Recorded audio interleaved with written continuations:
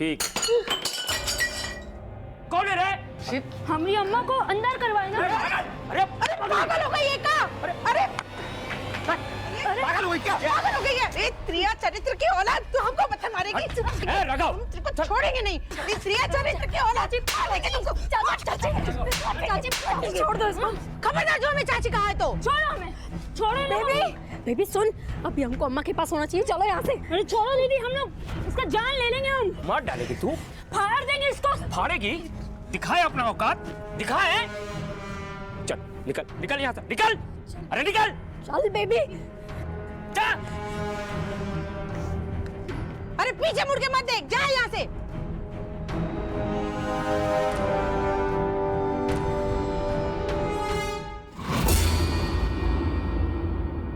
साहब, हमारा देवर महेश हमें फंसा रहा है। गांव वालों को भी वही भड़काया है। उसी ने विष्णु को मारकर हमारा खेत में डाल दिया होगा। लेकिन खून तो आपके कपड़ों पे लगा था। साहब हम बोले ना, हम टकरा के उसका बॉडी पे गिर गए थे, इसीलिए। अगर आपने विष्णु को नहीं मारा तो फिर महेश विष्णु को क्यों मारेगा? साहब तो हमारी अम्मा को छोड़ दीजिए। हमारी अम्मा को छोड़ दीजिए साहब। एक सेकंड, आराम से बोलिए, क्या बात है? सब अम्मा ने कुछ नहीं किया, वो महेश चाचा उनको फंसा रहे हैं। हाँ साहब, हमारी अम्मा को छोड़ दीजिए। साहब हमारी तीन बेटियां हैं, हम काहे ऐसा पचड़ा मोल लेंगे? विष्णु को हमने नहीं मारा। लेकिन विष्णु की माँ ने तो आप पे ही शक जताया। आप विष्णु को शादी का झांसा दे देकर उससे पैसे ऐंठ रही थी। वो उसका गंदा नियत को शादी का नाम दे रही है। हम मानते हैं कि हमने विष्णु से कर्जा लिया था, पर बदले में वो चाहता था जो उस जैसा हर मर्द चाहता है। कहीं ऐसा तो नहीं विष्णु ने आपकी इज्जत पे हाथ डाला हो, इसलिए आपने गुस्से में आकर विष्णु का कत्ल कर दिया हो? देखिए जो भी है साफ साफ बताइए, हम रियायत बरतेंगे। ऐसा होता तो हम चुप नहीं रहते साहब। ये विष्णु के ना महेश के अलावा और कई दुश्मन है गांव में। ये हमें फंसाने की साजिश है। साहब, गांव में हमारा कोई नहीं। अगर हम अम्मा के बगैर गए तो पता नहीं कितने लोग हमें बेच खाएंगे। तो हमारी अम्मा को छोड़ दीजिए साहब। ठीक है, फिलहाल आप जा सकती हैं, लेकिन हम जब तक ना कहें गांव छोड़कर जाइएगा नहीं। जी सर।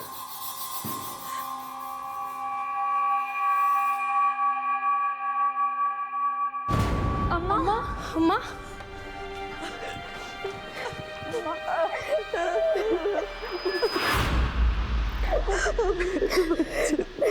कैसे हो अम्मा? ठीक हो गई। चलो घर चलिए।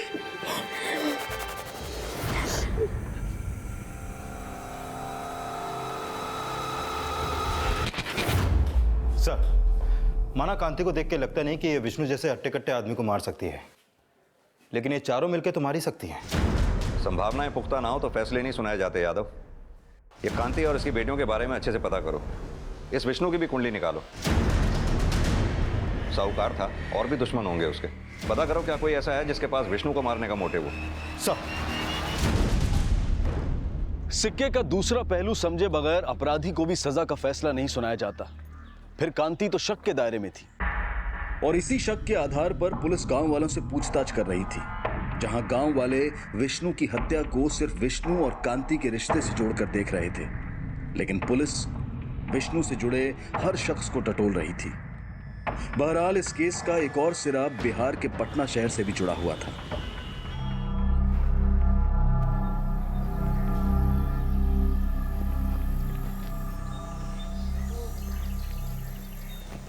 भाई एक चाय देना।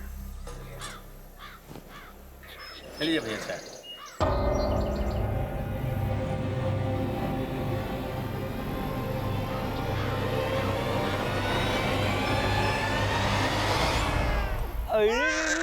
अरे कौन है भाई?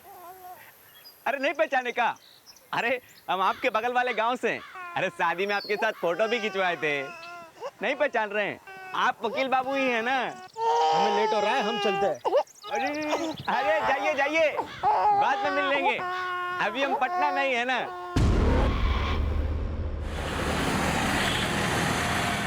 चलिए भैया चाय।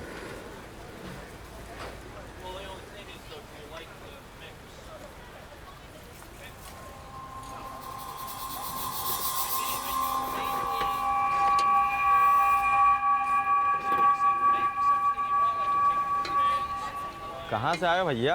यहाँ के तो लगते नहीं हो। अबे जब यहाँ के हैं ही नहीं तो लगेंगे कहाँ से? कंपटीशन का तैयारी करने आए हो? भैया हम तो इस कंपटीशन में लगे हैं कि हमारी शादी हो जाए। शादी का? तुम नहीं समझ पाओगे।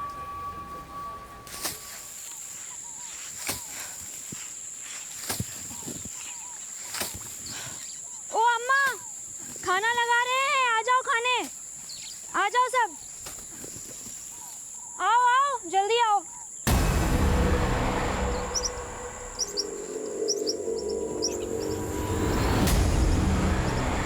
दुलट, मोहिनी जाल बिछा के हमरे बेटे की जान निकाल ली। तुम्हारे बेटे को अम्मा नहीं मारी दादी। चुप, खबरदार जो हमसे रिश्ता जोड़ने की कोशिश करी तो। तुम्हारी अम्मा ने भी तो बड़ा गहरा रिश्ता जोड़ा था हमरे बेटे से, खा गई ना उसको। अब हमारी जागीर पे नजर है। तुम्हारे बेटे का खा के नहीं मरेंगे हम। अम्मा सारा कर्जा उतार देंगी। बढ़िया है कर्जा चुकाने वाली। अरे हमरी चाबी तो तुम्हारी अम्मा ने दबा के रखी है अपने पास। चाबी? कौन सी चाबी? अरे हमरी तिजोरी की चाबी। और कौन सी चाबी? देखिए भाजी, अगर चाबी आपके पास है तो दे दीजिए। घर में इतना पैसा भी नहीं है कि हम राशन ला के रख सके। अम्मा को 2 दिन से हम भूजा खिला रहे हैं।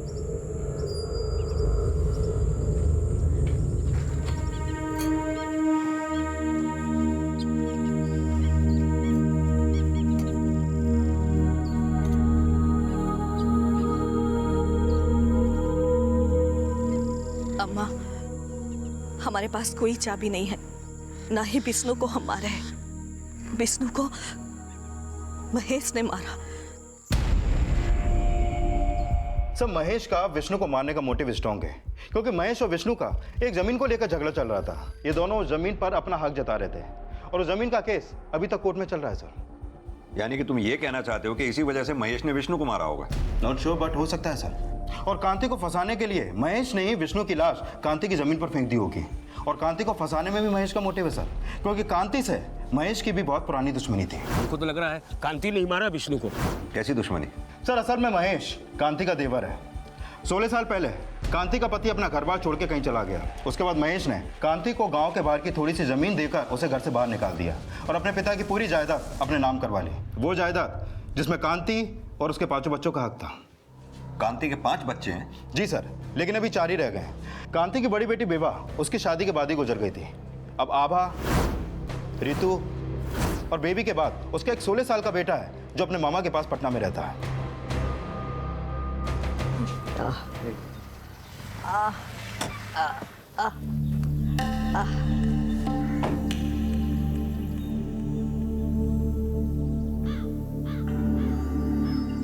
प्रणाम चाची।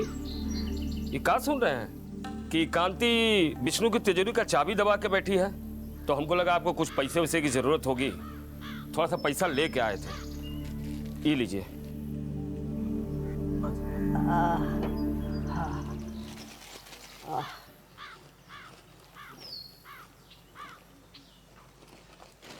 लल्लन जी। पैसे अंदर रख दे। चाची कुछ काम था आपसे। एक कागज पे दस्तखत चाहिए था। अब तो विष्णु है नहीं, तो आप ही अंगूठा लगा दीजिए। यहाँ अंगूठा लगा दो। चल अरे अरे हम अंगूठा छाप जरूर है, लेकिन हमारा बुद्धि अभी भी बहुत तेज है। लल्लन बाहर निकाल इनको। अरे चलिए आप लोग बाहर चलिए, चलिए आइए। अरे खबर साला तो कौड़ी का नौकर बॉडी टच कर रहा है। साला जमीन में गाड़ देंगे छाती तक, जुतियाएंगे 10 और गिनेंगे 1। अरे छोड़ उसको। ए चाची, जमीन तो हम लेके रहेंगे, तुम अंगूठा लगाओ या नहीं लगाओ। बाप का राज है का? चले। साहब साहब साहब जल्दी चलिए। वो महेश घर में आया था और अम्मा से जमीन के कागज में जबरदस्ती अंगूठा लगवा रहा था और हमको ही मारा है साहब। अरे 1 मिनट बताइएगा कि हमारा कसूर का है। अरे क्या कर रहे हैं? इन्होंने कुछ नहीं किया है।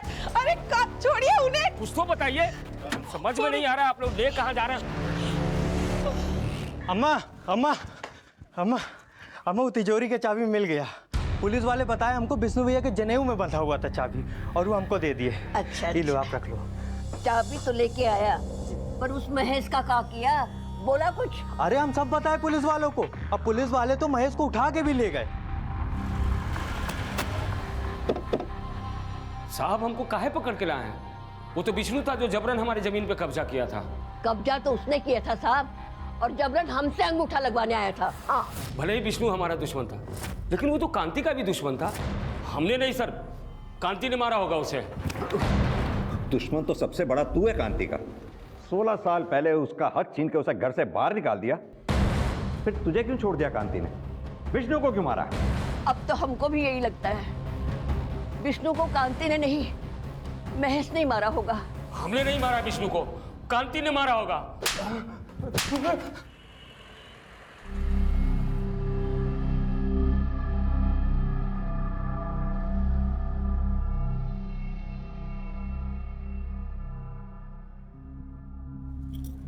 तुम? हाँ, हम। देखो, अभी हमें बाहर जाना है, आप बाद में आइएगा। अरे हम जानते हैं प्रमोद भैया आप कहाँ जाना चाहते हैं, लेकिन हम भी आपको कहीं पहुंचाने का पूरा व्यवस्था करके आए।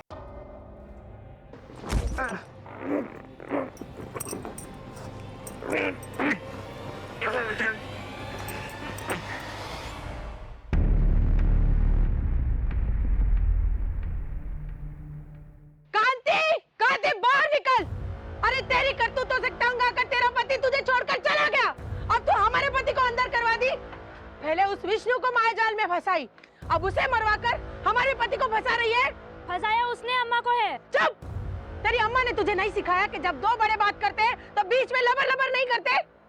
और कांति, तुम्हें हम कह रहे हैं, अगर हमारा पति घर वापस नहीं आए ना तो तुम्हारे इस घर को आग लगा देंगे, हम फूंक देंगे। अम्मा, अम्मा, अम्मा ये क्या कर रही है? अम्मा, अम्मा क्या कर रही है? अम्मा, अम्मा छोड़िए। जला लो हमें, तभी आप सबको चैन मिलेगा। वैसे भी हम और हमारे बच्चे को कौन सा सुख मिला है जिंदगी का? जला दो ना। ताकतवर के साथ आवाज ऊंची करने वाले अक्सर कमजोर की आह को भी दबा देते हैं, और विष्णु की हत्या के केस में महेश का शक के दायरे में आना भी कांति के लिए राहत नहीं बन पाया, क्योंकि सबूतों के अभाव में महेश को छोड़ दिया गया।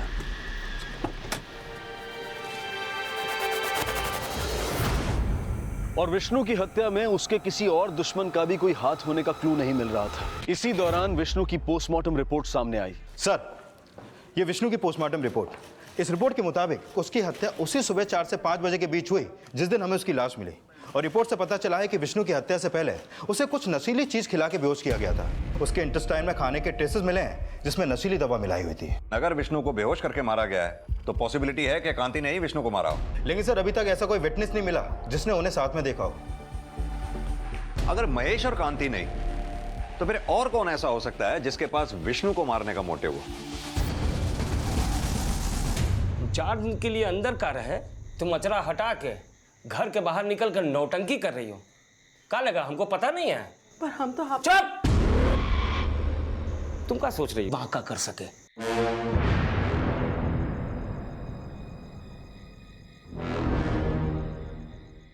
हटोगी?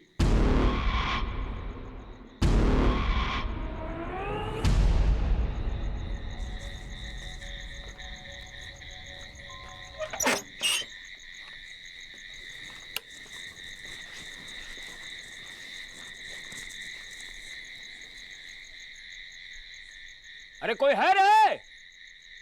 अरे पानी उनी पटाया कि नहीं? रघु, सब साला कामचोर हो गया। एक तो घर में भी कचकच और यहां भी। कल ना सबको टाइट करते हैं। ये लोग बड़ा हो गया मनमौजी।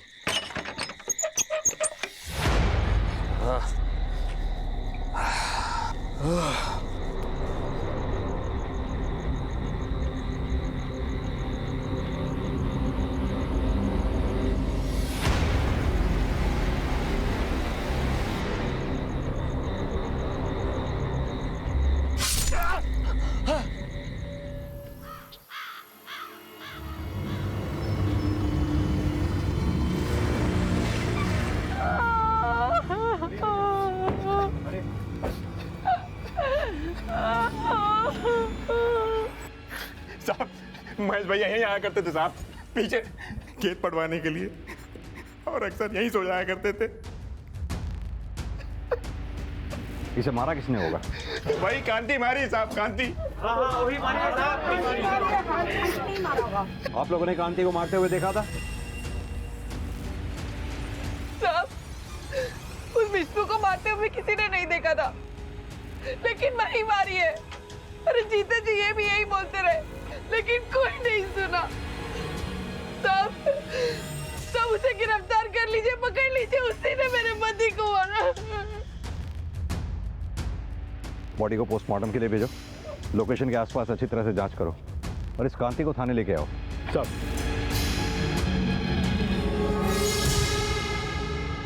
साहब, आप हम पर गलत शक कर रहे हैं, हम किसी को नहीं मारे। विष्णु और महेश दोनों से ही तुम नफरत करती थी, दोनों को ही तुम मार सकती हो। विष्णु को मारने से पहले तुमने उसे नशीली चीज खिलाई, और महेश को तब मारा जब वो सो रहा था। साहब, पूरा गांव छानोगे ना तो ये महेश और विष्णु के सैकड़ों दुश्मन मिल जाएंगे, लेकिन हमने कोई दुश्मनी नहीं निकाली। अगर तुम उनके दुश्मन नहीं तो फिर कौन ऐसा दुश्मन होगा जो उन दोनों को मारेगा?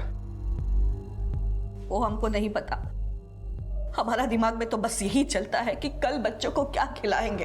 हैसियत नहीं है हमारी, पर बेटा को पढ़ा रहे हैं बाहर। सब गरीब का दिमाग में रोटी चलता है, ये सब षड्यंत्र नहीं। हमें तो यह भी पता चला है कि तुम्हारी बेटियां महेश को मारने के लिए गई थी। अपनी बेटियों को भी अपने साथ मिला रखा है ना? उस महेश का बस चलता ना तो हमें और हमारी बेटियों को बेच खाता। सुधा जानती है सब हकीकत उसकी, पर फंसा हमें रही है। साहब, हम उस कांति की तरह नहीं हैं जो अपना पति को खुद मार दे। अरे उसका पति तो खुद उससे तंग आकर उसे छोड़कर चला गया। वो माँ बेटी सब एक जैसी हैं। आप हम पर झूठा इल्जाम लगा के कोई भी फैसला सुना सकते हो, पर हम ये स्वीकार नहीं करेंगे कि हम किसी को मारे हैं। तुम सच ही बोल रही हो, इस बात की क्या गारंटी है? ठीक है, आपको जो करना है कीजिए, मारना है तो मारिए, पर सच ये है कि हम किसी को नहीं मारे।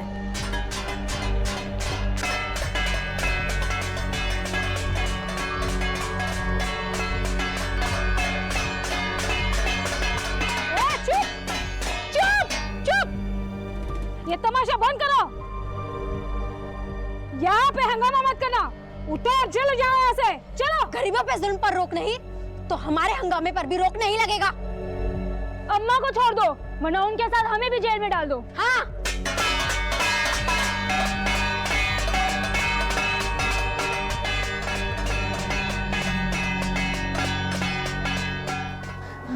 अम्मा, अम्मा। महेश की हत्या का शक कांति के खिलाफ सबूत नहीं जुटा पाया और एक बार फिर से उसे छोड़ दिया गया। सर, मैंने सुधा से अच्छी तरीके से पूछताछ की, लगता नहीं है कि उसने अपने पति महेश को मारा होगा, और कांति ने महेश को मारा होगा यह भी साफ नहीं है। लेकिन कांति के कपड़ों पर विष्णु का खून लगा हुआ था, और विष्णु की हत्या से पहले उसे कोई नशीली चीज भी खिलाई गई थी। अगर कांति ने विष्णु को मारा है तो हो सकता है महेश को भी कांति नहीं मारा हो। सर, ऐसा भी तो हो सकता है कि इन दोनों मर्डर में किसी तीसरे का हाथ हो।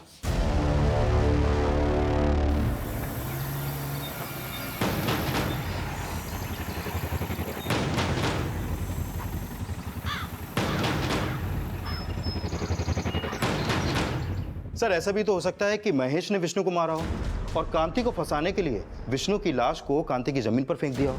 और सर, दूसरी तरफ यह भी हो सकता है कि निमकी देवी ने अपने बेटे की हत्या का बदला लेने के लिए महेश को मरवा दिया हो। यानी कि तुम ये कहना चाहते हो कि निमकी देवी ने महेश को ललन से मरवाया होगा? पॉसिबल है सर, क्योंकि ललन के अलावा निमकी देवी का अपना और कोई नहीं है। रुक रुक। और ललन जी, क्या हाल चाल? जी सब बढ़िया। आपको हमारे साथ थाने चलना होगा, चलिए। थाने? लेकिन क्यों साहब? थाने चल के बताते हैं, चलिए। बताइए तो, क्या बात क्या हो गई? क्यों लेके जा रहे हैं? नहीं साहब जी, आपको कोई गलतफहमी हो रही है। अम्मा ने हमको नहीं बोला महेश को मारने को। तो फिर किसने बोला?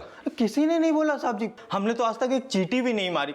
हम महेश को कैसे मारेंगे आप बताइए? तो फिर किसने मारा होगा महेश को? साहब जी, कहीं कांति भौजी तो नहीं मार दी? और तेरे भैया विष्णु को? हाँ, अब हमको समझ में आ रहा है। कहीं विष्णु भैया को भी तो कांति भाजी ने नहीं मार दिया? कभी कांति कभी महेश, अपने आप को ज्यादा चालाक समझता है क्या? नहीं साहब जी, हमने कोई चालाकी नहीं की, हमने कुछ नहीं किया। आप अगर कहेंगे तो हम जिंदगी में कभी कांति भाजी का नाम नहीं लेंगे। बस हमको छोड़ दो साहब जी।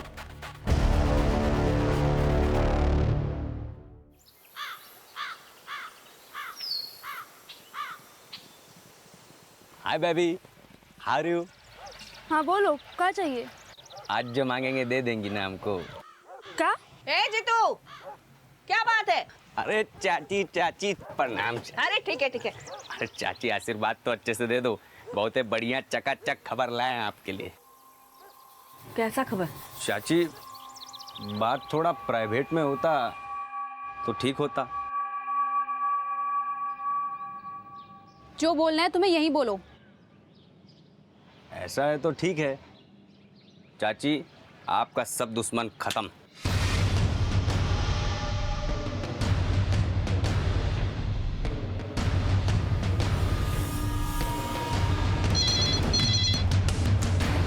हेलो, क्या?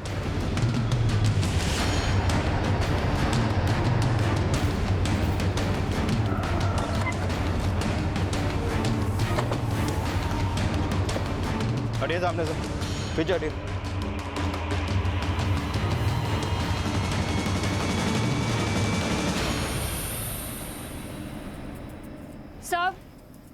साहब हम इसको मारना नहीं चाहते थे, लेकिन ये है कौन? जीतू है साहब, इसी गांव में रहता है। बहुत टाइम से हमारी बेबी के पीछे पड़ा हुआ था। आज जबरदस्ती हमारे घर में घुस गया और इसके साथ जबरदस्ती करने की कोशिश कर रहा था। साहब ये मर्डर सेल्फ डिफेंस में हुआ है, हम खुद विटनेस किए थे। लेकिन इसे मारा किसने? हाँ हम सब ने। नहीं, सिर्फ हम मारे इसको। नहीं साहब, अम्मा झूठ बोल रही है। हम सब ने मिलकर कह रहे हैं ना साहब, सिर्फ हम मारे इसको। लेके चलो इन्हें। साहब हम कह रहे हैं ना, हम कह रहे हैं ये मैटर सेल्फ डिफेंस का है साहब। आप ये कोर्ट डिसाइड करेगी, हमें हमारी कार्रवाई करने दो। लेके चलो इन्हें। साहब नहीं, आपको जो कार्रवाई करनी है कर, हमारे नाती को बचा लीजिए। नाती कौन? प्रमोद को मार के आया जीतू। ये प्रमोद कौन है? हमारा दामाद, हमारी बड़ी बेटी का पति। बेटी का तो देहांत हो गया, पर बंटी हमारा नाती जीतू प्रमोद को मार के आया। आपका सब दुश्मन खत्म। क्या ये कहना क्या चाह रहे हो? अरे चाची देखिए, हम प्रूफ भी लाए। क्या है? देखे तो क्या लाया तू? ये रहा प्रूफ। मर गया आपका दुश्मन। देखो कांति चाची, आपका दुश्मन मर गया। अरे आंख बंद करा भैया, आंख। अरे देखो देखो देखो, बाप मर गया, बेटा सो रहा है। अरे उठ जाओ बेटा, पापा मर गया। सांस बंद। देखो चाची, अब हमको हमारी बहादुरी का इनाम दे दो, बेबी से हमारा शादी करवा दो। नीच, कौन बोला तुमको ये प्रमोद को मारने के लिए? कौन बोला? बंटी कहाँ है? उसको कुछ नहीं किए। कहाँ है वो उसको वहाँ उसके पापा का लाश के पास लाज में ही छोड़ के आ गए। वो भी मरेगा सड़ सड़ के, कुत्ते की मौत। कुत्ता साला मर गया। नीच, उस मासूम बच्चे को लाश के पास छोड़ के आया। हाँ कमीने। ये चाची, इज्जत का फालूदा मत करो, इज्जत दे रहे हैं तो। अरे हम तुम्हारे लिए मर्डर किए, अपने ऊपर 302 लिए, और तुम हमारी को धो रही हो। हम जा रहे हैं अपनी बेबी को लेके। ए बेबी चलो, चलिए बेबी।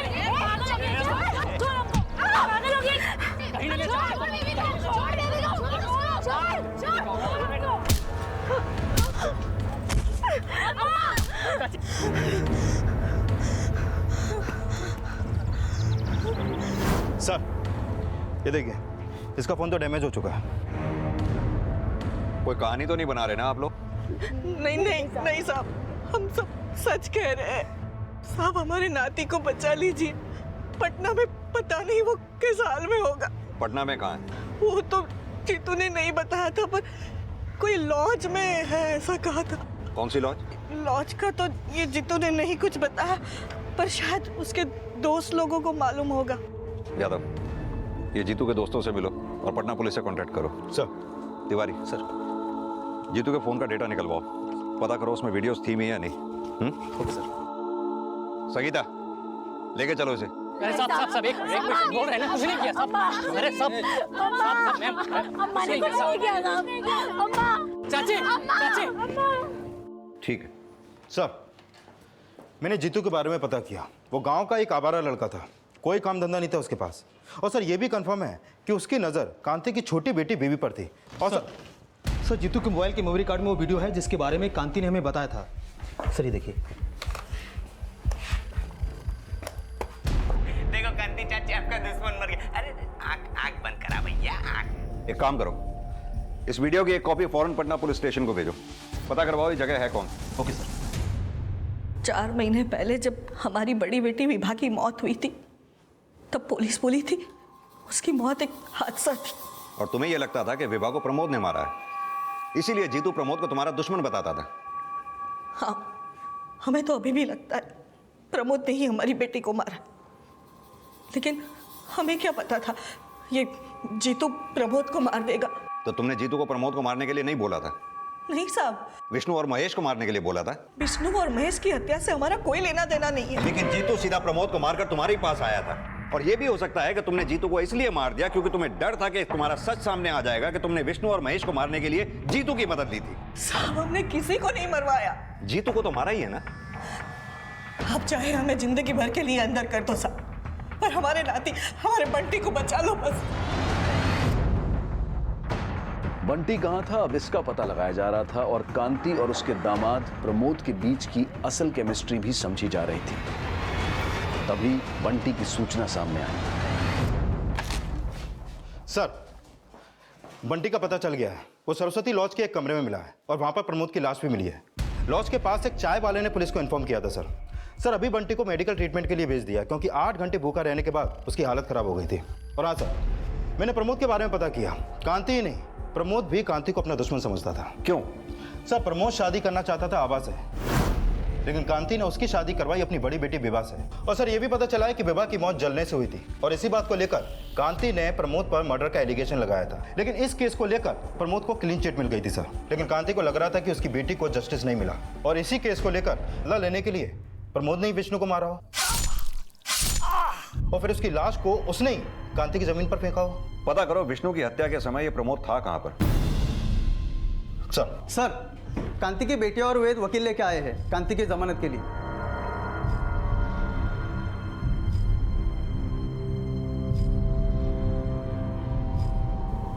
चाची चलिए, गाड़ी खड़ी बाहर आई। ये लड़का वेद हमेशा इनके साथ रहता है, लेकिन इनका बेटा ऋषि वो कभी नहीं दिखा। तुमने बताया था कि ऋषि पटना में अपने मामा के साथ रहता है। जी सर। सर एक मिनट, प्रमोद का मर्डर पटना में हुआ और कांति का बेटा ऋषि भी पटना में ही रहता है। तुम्हारे कहने का मतलब है कि प्रमोद के मर्डर में ऋषि का हाथ हो सकता है? Yes sir. तो फिर तो विष्णु और महेश के मर्डर में भी ऋषि का कोई ना कोई कनेक्शन हो सकता है। बुलाओ इस ऋषि को, इसी से पूछताछ करते हैं। सर।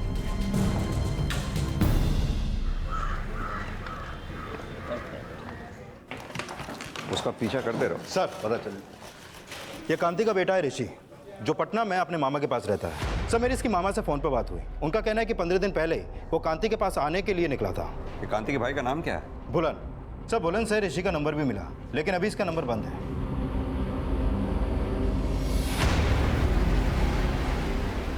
साहब हमें नहीं मालूम कि बुलन झूठ काहे बोल रहा है कि ऋषि 15 दिन पहले यहाँ आया था। तो ऋषि यहाँ नहीं आया था? नहीं साहब, हमें तो लगा कि वो उसके मामा के यहाँ पटना में ही होगा। तो आपकी 15 दिन से ऋषि से कोई बात ही नहीं हुई है? नहीं साहब। कुछ छिपा तो नहीं रही ना? हम काहे कुछ छिपाएंगे साहब। साहब उल्टा हमें ऋषि की फिक्र हो रही। हमारा इकलौता बेटा है साहब, उसे ढूंढिए। हमें नहीं मालूम बुलन झूठ क्यों बोल रहा है। हम झूठ नहीं बोल रहे हैं साहब। ऋषि 15 दिन पहले ही कांति के पास जाने की बातें बोलकर घर से निकला था और हमने कांति को फोन भी किया था कि ऋषि गांव जा रहा है। हम झूठ नहीं बोल रहे हैं साहब। बुलन ने फोन किया था पर उसने ये नहीं बताया था कि ऋषि गांव आ रहा है। कांति के बेटे ऋषि के गायब होने का कनेक्शन क्या महेश और विष्णु की हत्या से भी जुड़ा था? ये पता करने के लिए ऋषि की तलाश की जा रही थी और तभी ऋषि से जुड़ी कुछ अहम जानकारियां सामने आई। सर मैंने ऋषि के बारे में पता किया। 6 महीने पहले तक ये कांति के साथ ही रहता था और जब तक वो यहाँ था आए दिन विष्णु और महेश का नुकसान करके अपनी माँ की दुश्मनी की भरपाई करता था। एक बार तो इसने विष्णु और महेश के खेत में आग भी लगा दी थी। फिर कांति ने डर के इसे उसके अपने मामा के पास पटना भेज दिया था। और सर ये भी पता चला है कि 15 दिन पहले ऋषि का फ़ोन गांव के पास बंद हुआ था और पटना के एक बस ड्राइवर ने भी ऋषि की फ़ोटो आइडेंटिफाई की है। यानी 15 दिन पहले ऋषि गांव पहुंचा तो था लेकिन गांव में ऐसे किसी ने देखा नहीं। ऋषि 15 दिन पहले पटना से गांव आने के लिए निकलता है लेकिन वो यहाँ पहुंचता नहीं है। उसके ठीक 2 दिन बाद विष्णु का मर्डर हो जाता है और विष्णु के मर्डर के ठीक 1 हफ्ते बाद महेश का मर्डर हो जाता है। याद अब होना हो इन मर्डर से ऋषि के गायब होने का कोई ना कोई कनेक्शन जरूर है। सर कहीं ऐसा तो नहीं कि इन दोनों मर्डर में ऋषि का हाथ हो और अब कांति से बचा रही है? पुलिस अब ऋषि को महेश और विष्णु की हत्या का सस्पेक्ट मानकर भी ढूंढ रही थी और उसे विक्टिम भी समझा जा रहा था और तभी एक चौंकाने वाली खबर सामने आई।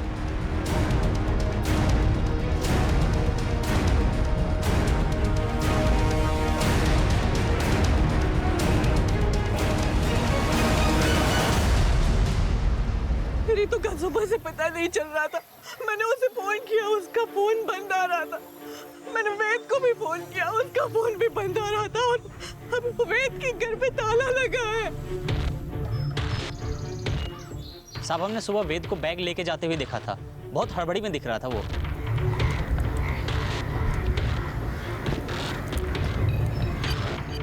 सर वेद के गायब होने का चक्कर रितु के मर्डर से ही है। इन सारे कांड के पीछे भी वेद का ही हाथ है।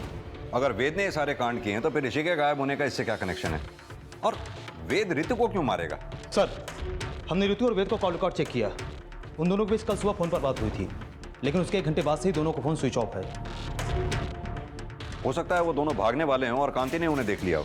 लेकिन सर कांति तो खुद उन दोनों की सगाई करवाने वाली थी और वो चाहती थी कि दोनों की शादी हो जाए। कांति क्या चाहती थी क्या नहीं ये तो तभी पता चलेगा जब ऋषि और वेद हमारे हाथ लगेंगे। पुलिस को जल्द ही वेद का पता चल गया। गलतफहमी हुआ, हम कुछ नहीं किया साहब। बात सुनिए ना साहब, नहीं किया साहब। साहब हमने नहीं मारा रितु को, उसकी माँ मारी होगी। उसकी माँ का नाम हर मर्डर में आ रहा है इसलिए तो कांति को फंसा रहा है। नहीं साहब, हम तो रितु से प्यार करते थे, हम काहे मारेंगे उसको? कांति भी तो रितु की माँ है, वो क्यों मारेगी रितु को? और फिर जब तूने कुछ किया ही नहीं था तो फिर भागा क्यों? तुम्हारा फोन बंद होने से पहले तुम्हारे और रितु के बीच में बातचीत हुई थी। क्या बात हुई थी? साहब हम और रितु भाग के शादी करने वाले थे। कांति तो खुद ही तुम्हारी और रितु की शादी करवाने वाली थी, फिर भागने की क्या जरूरत थी? अब रितु चाहती थी कि हम भागे। क्यों? हाँ बोलो रितु। वेद, अगर अम्मा को कुछ भी पता चल गया ना तो वो छोड़ेंगे नहीं हमको। क्या पता चल गया था कांति को? सर पता चला है कि जिस दिन ऋषि पटना से गांव आया था उस रात गांव के बाहर नदी के किनारे एक लाश जलाई गई थी।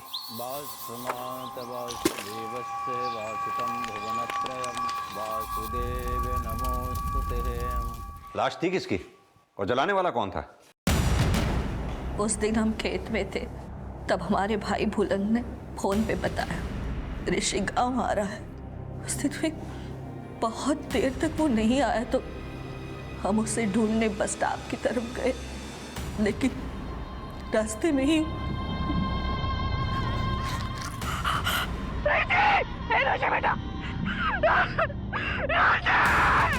ऋषि को मरा देख हम समझ गए थे ये विष्णु और महेश ही मारे होंगे। हम सोचे कि अगर हम आपके पास आए तो भी वो खुद को छुड़ा लेंगे, इसलिए हम हमारे पहचान के पंडित से मिलके ऋषि का अंतिम संस्कार करती। हरे ओम शांति शांति शांति। हमने फैसला कर लिया था कि विष्णु और महेश को तो हम छोड़ेंगे नहीं और इसलिए विष्णु जब हमारे पास सूद का पैसा मांगने आया तो हम बोले कि पैसा तो नहीं है हमारे पास पर हम तुम्हें वो दे सकते हैं जो तुम चाहते हो और इसीलिए जानबूझकर उसे सुबह सुबह खेत में अकेले मिलने बुलाया। अरे रुको, पहले ये प्रसाद लाई हूँ मैं आपके लिए। प्रसाद? हाँ।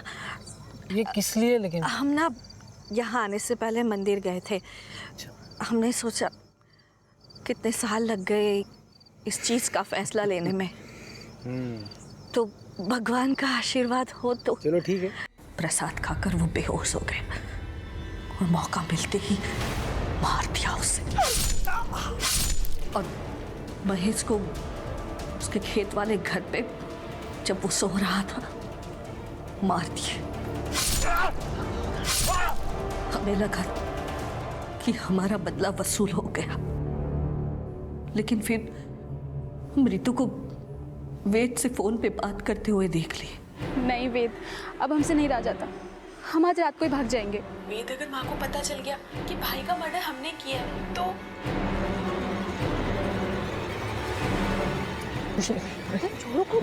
कोई नहीं देखे।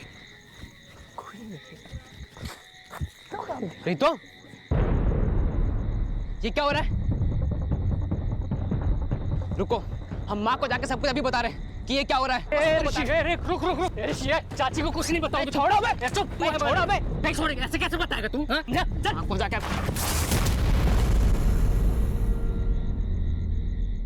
ऋषि,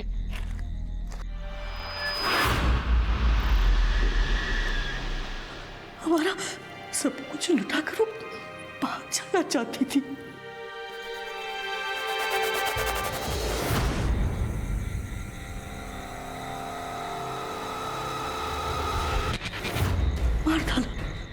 मार डाला उसे भी।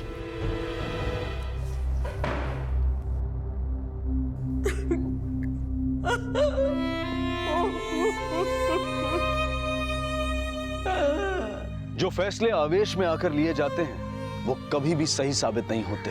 भले ही कांति का फैसला गलत था, लेकिन उसके इस फैसले के लिए वो भी जिम्मेदार हैं जिनके बर्ताव ने कांति के दिलो दिमाग में ये अभ्रंश पैदा किया कि हमारा सिस्टम और हमारी न्यायिक व्यवस्था ताकतवर लोगों के इशारे पर तोड़ी मरोड़ी जा सकती है और कमजोर को कभी इंसाफ नहीं मिलता। और ऐसे लोगों की हमारे समाज और सिस्टम में कोई कमी नहीं है, जिसे दुरुस्त करना हम सब की जिम्मेदारी है। लेकिन गलत के साथ गलत करना कभी भी सही हल नहीं हो सकता। जिनकी जिंदगी संवारने के लिए कांति ने जिंदगी भर जद्दोजहद की, उन सब की जिंदगी तबाह हो गई कांति के एक गलत फैसले से। अब मैं अनूप सोनी आपसे विदा लेता हूं। फिर मुलाकात होगी अगले एपिसोड में एक और चौंका देने वाले केस के साथ। तब तक अपना और अपने परिवार का ख्याल रखें और देखते रहें क्राइम पेट्रोल डायल 100। सबक एक को सीख हम सबको। जय हिंद।